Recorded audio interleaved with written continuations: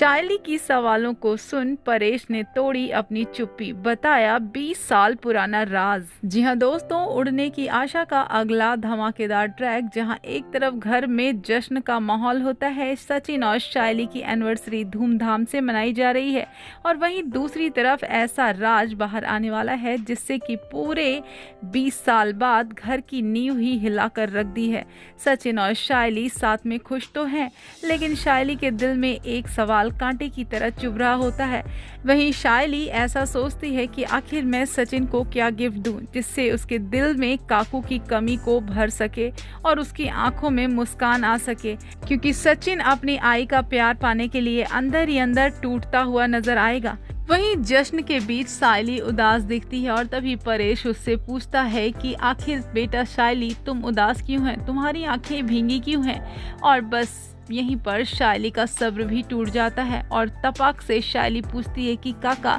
सचिन को अपनी माँ का प्यार कभी क्यों नहीं मिला। और परेश काका की आंखें नीचे झुक जाती हैं और वहीं पर शुरू होता है उस राज का खुलासा जो कि 20 सालों तक उन्होंने अपने दिल में दफना रखा था। वहीं शायली ये भी पूछती है कि कहीं कोई ऐसी बात तो नहीं, कोई कुंडली या कोई अंधविश्वास की वजह से काकू ने सचिन से दूरी बना ली हो। क्या कोई ऐसा हादसा था जिससे काकू ने अपने बेटे को दूर कर दिया हो। यही परेश काका की आंखें पूरी तरह से भर जाती है और वो कहते हैं कि अब बहुत हो गया, मैं पिछले 20 साल से इस बोझ को उठाया हुआ हूँ और अब मैं थक चुका हूँ। और यही परेश फूट पड़ता है और सारा सच बता देता है कि 20 साल पहले घर में बच्चे के खेल के दौरान एक भयानक हादसा हो गया था। तेजस की गलती से एक बच्चा बुरी तरह से जख्मी हो गया, लेकिन तेजस को बचाने के लिए सचिन ने सारे इल्जाम अपने सिर पर ले लिए और उस दिन के बाद सभी लोग सचिन को ही गुनहगार समझ लिया था